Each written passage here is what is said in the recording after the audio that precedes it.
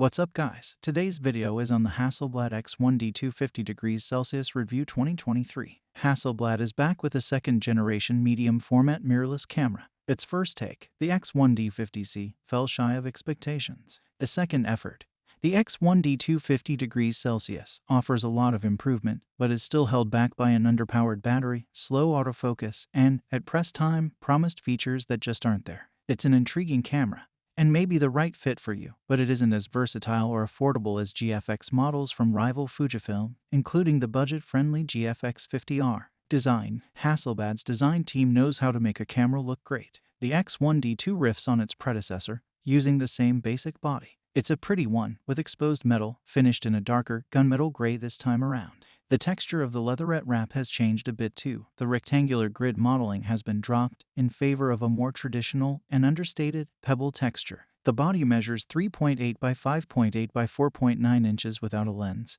and weighs about 1.7 pounds, despite including an image sensor with more than twice the surface area of a full-frame model. The X1D2 isn't that much bulkier than most in that class, including the 60MP Sony A7R IV. The compact frame certainly makes the X1D more appealing for travel when compared with a bulky medium format SLR like the company's H6D 50C. The body and lenses include dust and splash protection, so you can use it to make images, even if the weather isn't perfect. Your fingertips. Despite putting an emphasis on looks, there's little sacrifice in function. The camera feels steady in the hand, with a grip that's comfortable and solid. The system can feel a little front-heavy if you add a weighty lens, like the unique 80 East Caribbean dollars MMF divided by 1.9. But it's absolutely perfect with a smaller prime, like the ultra-light 45 East Caribbean dollars P. There's a single control button on the front, positioned so you can reach it with your right hand. By default, it activates a depth of field preview, stopping the lens down to the set aperture so you can get a true preview of your frame in the viewfinder. This button can be reprogrammed. Also reconfigurable are the two functions on the top plate, at F, MF and ISO, WB. They're joined by the on-off button, shutter release, and mode dial. As with the first edition, the mode dial can be locked in place by pressing it straight down. It sits nearly flush with the top plate when in the recessed, locked position. And, in a change, the shutter release is now finished in metallic orange, a color that Hasselblad has been using to identify the brand in recent years. Control wheels sit on both the front and rear of the grip for ready control over shutter speed, aperture, and EV compensation. Two round buttons sit between the rear wheel and EVF, AEL locks and exposure, so you can recompose a shot without changing the way a scene is metered, and AFD activates autofocus. You can split off autofocus to the rear button only if you prefer. It's not intuitive, but setting the camera to MF mode will disable the shutter button's focus function, though AFD will continue to engage the system. The remainder of the control buttons are arranged in a column, running alongside the big 3.6 inches rear display. The buttons work in conjunction with the touch interface. The tile-based menu is completely customizable. You can assign up to 9 custom functions on the main screen, giving you quick access to settings you'll want to adjust with any frequency. For more esoteric options, the rightmost column gives access to the full menu. It's broken into photo, video, and general settings, though the video functions of the camera were not ready during our review period. The first X1D used an EVF that is, by recent standards, quite dated. It showed good detail, but a choppy readout did more to take you out of the moment than to put you in it. The X1D2's EVF is massively improved. Its resolution is among best in class. Its 0.87x magnification rating is also large, and its refresh rate is silky smooth. The rear LCD is big and sharp, at 3.6 inches, with a 4:3 aspect ratio to match the image sensor, with plenty of resolution. It's not all roses, though. At default brightness, the screen is hard to see in bright sunlight. You can make it brighter, which helps, but also cuts into the already short battery life. Viewing angles are good, though. The screen is fixed, so you're not able to tilt it out to face up for low-angle shots, but it's an understandable omission given Hasselblad's design priority. The X1D is built to be as sleek as possible, and adding a hinge mechanism for the screen would make it a bit thicker. Still, I miss the articulation. Fujifilm includes a screen with 2 axes of articulation with its GFX 50R, and I like being able to get shots from a low angle without having to get down on the ground to peer through the viewfinder. The X1D also relies on its display as a control surface. Touch support is tightly integrated, and is your only option for navigating through the various menus or selecting a focus point.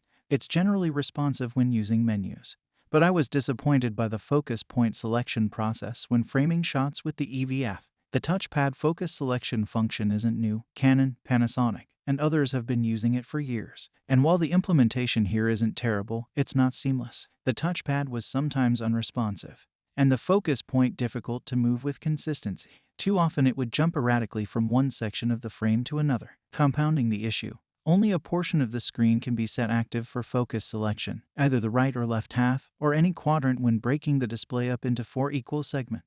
There's no option to use the entire screen, a downer as it means the camera won't respond to an attempted adjustment if your finger touches the screen in the wrong area, or strays beyond the confines of the virtual boundary. Connectivity. The X1D2 features dual memory card slots, each supporting us 2 SDXC media.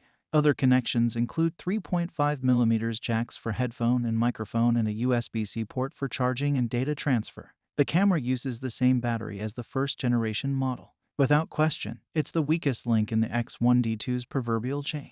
Hasselblad doesn't publish a CIPA-tested battery rating, but it didn't do well in our field testing. On a very cold morning, I was only able to net 85 exposures on a fully charged battery during a photo walk that spanned about 2 hours, with about 15% charge left. In warmer weather I did better, with 88 exposures sapping just half the battery over another jaunt, over about 4 hours, and netted similar results when working in the studio. I'd expect about 180 exposures per charge, depending on how you use the camera. I left the built-in GPS turned off and disabled Wi-Fi. If you use both, expect less. You'll also get less life if you scale back the power-saving features, which are set aggressively by default. The camera goes to sleep automatically after 5 seconds of inactivity, cutting the feed to both the rear LCD and EVF.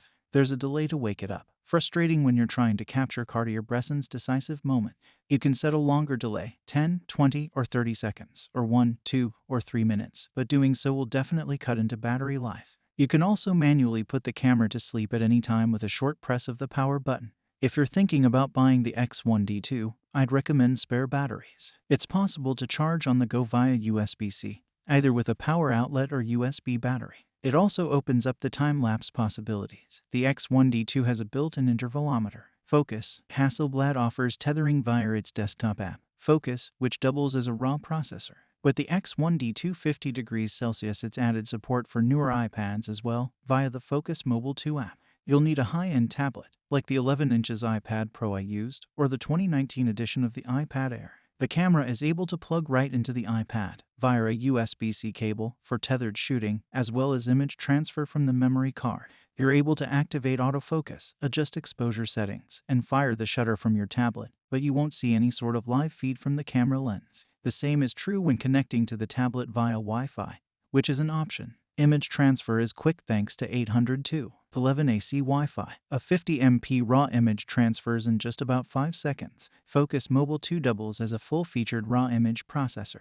You can see the processing options in the short video above. Lens. The body is designed to work in conjunction with Hasselblad's XCD lens series. These lenses incorporate integral leaf shutters, which are quieter and introduce less vibration into the system when compared with a focal plane shutter, especially one large enough for the X1D2's medium format sensor. Some medium format cameras support both shutter types. The Leica S system, with a new model due later this year, can use an in-camera shutter with any lens, and has a line of leaf shutter lenses available for photographers who prefer them. Fujifilm's GF system doesn't include native lenses with leaf shutters, but can use Hasselblad H lenses via an adapter. Hasselblad offers an adapter to use H lenses with the X1D as well as one for vintage V lenses. It will work with V lenses dating back to the 1950s.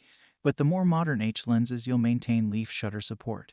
And if your lens is new enough to support it, autofocus as well. With V lenses, or with any other type of lens you attach via a third-party adapter, Photodiox sells several, you'll rely on the electronic shutter. Unfortunately, the sensor readout is very slow, so even if you're snapping a shot at a brisk shutter speed, you'll have to hold the camera perfectly still for about a third of a second to prevent some rather gnarly distortion, as seen in the following image. This means that, if you're interested in using the camera with non-native lenses, you'll need to take some care. Hasselblad recommends you use a tripod at all times, but really, just be careful to keep the camera still for a half second or so after pressing the shutter. You can forget about fast-moving subjects with the electronic shutter, though. Thankfully, all of the native XCD lenses include in-lens shutters, capable of exposures as long as 68 minutes and as short as 0.5 second.